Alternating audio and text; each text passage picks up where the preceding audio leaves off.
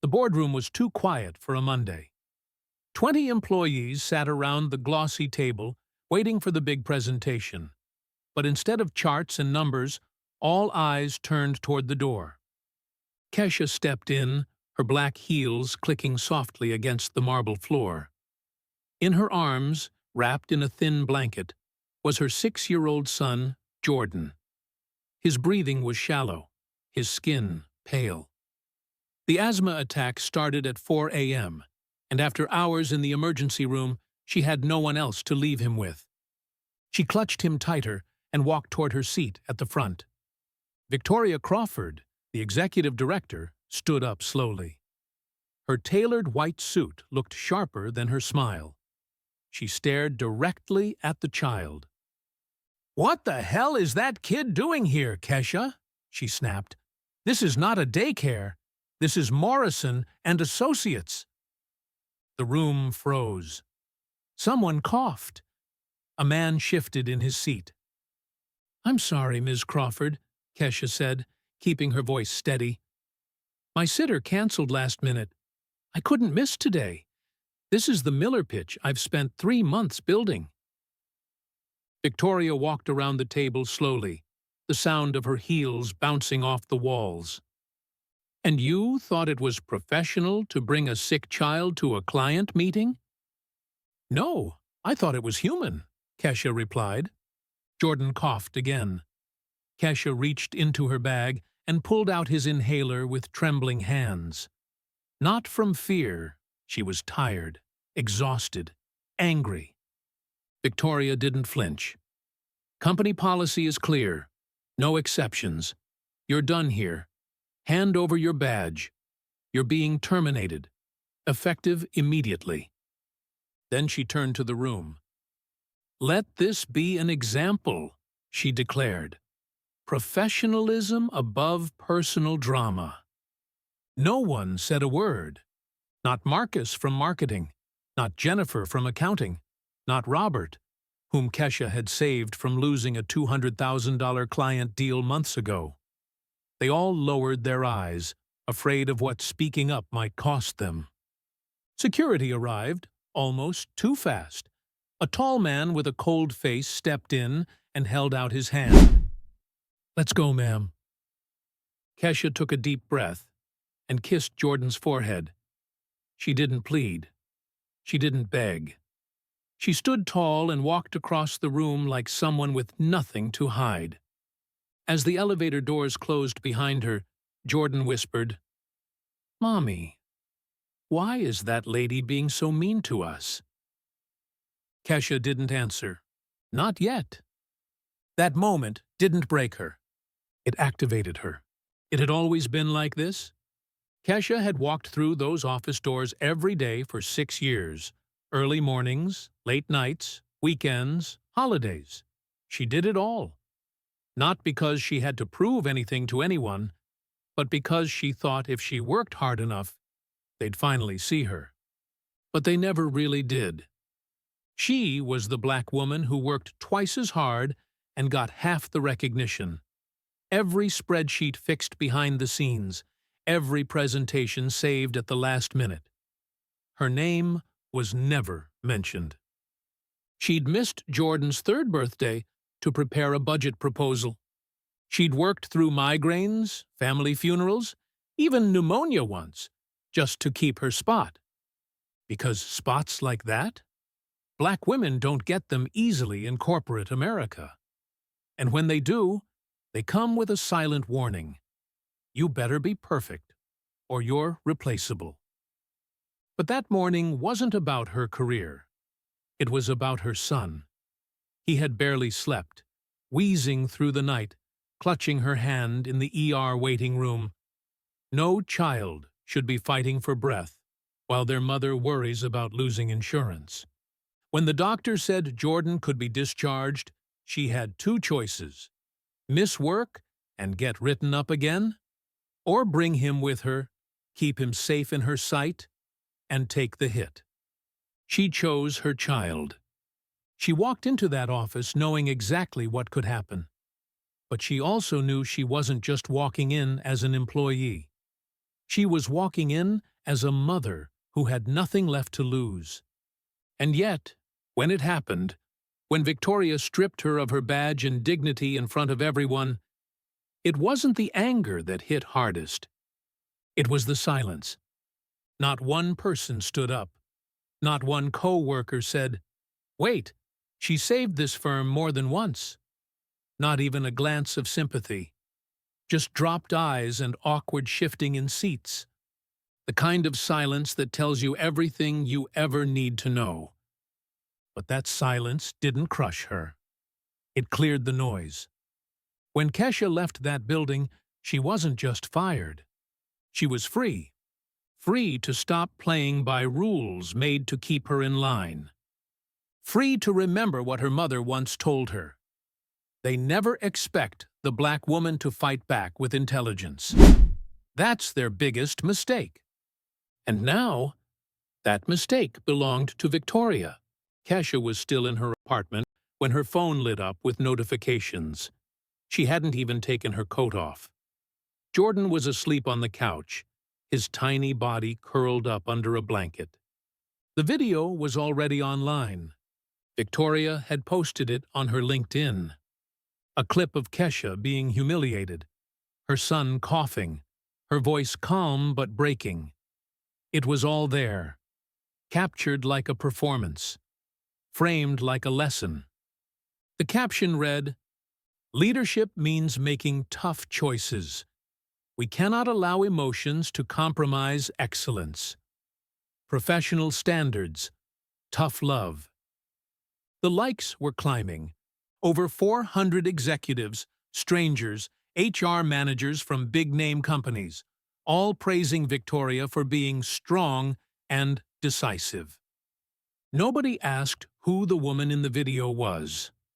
Nobody cared that the child was sick. Kesha stared at the screen, jaw clenched. For a moment, she didn't move. Then she opened a folder on her desktop. It was old, created years ago when she thought about applying to business school. The title? Things to Remember When They Think You're Weak. She renamed it Project Victoria. Screenshot after screenshot. The post, the comments, names, titles, companies. She started saving everything, not out of revenge, out of precision. Victoria hadn't just fired her. She had weaponized the moment, made Kesha the face of what not to do in corporate America. And that meant Victoria had already written the opening paragraph of her own downfall. Kesha pulled out her phone and recorded a short voice memo. Note to self. They think silence means shame. But I've got nothing to be ashamed of. She just gave me proof, and I'm going to use it. She looked over at Jordan. He was still breathing heavy, but resting peacefully now. $230. That's how much his next inhaler would cost without insurance. She had $340 in her account. Rent was due next week. But money wasn't the only thing running low. So was mercy. That night, she didn't sleep. Instead, she opened every social media profile linked to Victoria. Facebook, Instagram, company press mentions, archived employee handbooks. She wasn't sure what she was looking for yet, but she knew one thing. You don't humiliate a black woman in front of her child and walk away clean. Victoria thought she posted a trophy. She had actually uploaded evidence. The next morning, Kesha got a call she didn't expect. Hey, it's Diana, from Morrison. Can we talk? She paused. Diana Santos had been fired 6 months ago by the same woman, Victoria Crawford. Rumor was she'd asked for leave to care for her mother, who had cancer. Victoria claimed it showed a lack of professional focus. Now here she was, calling like a shadow from the past. They met at a quiet diner near downtown. Kesha looked tired. Diana looked like she hadn't slept in weeks. I saw what happened, Diana said, sliding her phone across the table. The LinkedIn post was still open. She did the same thing to me. Fired me, then posted about it like it was some leadership moment. Kesha nodded. Yeah, I figured I wasn't the first. I have emails, Diana whispered. She wrote stuff about me being too emotionally invested in family. Said it didn't fit the company culture. You kept those? Kesha asked. Every single one. That was all Kesha needed to hear. She opened her laptop that night and created a new folder inside Project Victoria. She called it Receipts. Then she created a WhatsApp group with one simple name, Project Justice. Inside that group, she added Diana. Then Jennifer, the accountant who used to avoid eye contact but once whispered, "If I had the courage, I'd speak up." Then 2 other women who had quietly vanished from Morrison and Associates over the years. Each of them had a story, and more importantly, each of them had evidence. Screenshots, messages, documents. Victoria had been so sure of herself that she never even hid her trail. She fired people in patterns. She mocked them in closed-door meetings. She joked in group chats with other executives about who would be next. And Kesha, the woman they threw out like she was disposable, was now holding all their secrets in a neatly organized folder. Jordan was asleep on the couch again. She tucked the blanket under his chin and kissed his forehead. Then she whispered, "Mommy's not just fighting for her job, baby. She's fighting for all the women who were told to stay quiet." Victoria had spent years stepping on people she thought no one would remember. Now they were remembering, together. And the clock had started ticking. It started with a phone call. Marcus, her old classmate from business school, called her at midnight. He now worked as a private investigator, corporate cases mostly. But more importantly, he owed her. "Kesha, I saw the video. You okay?" "I'm working on it," she said flatly. "But I need a favor." "You name it." She told him everything. The firing, the humiliation, the LinkedIn post, the silence. Then the receipts. By the time she finished, Marcus was already typing. "Send me everything.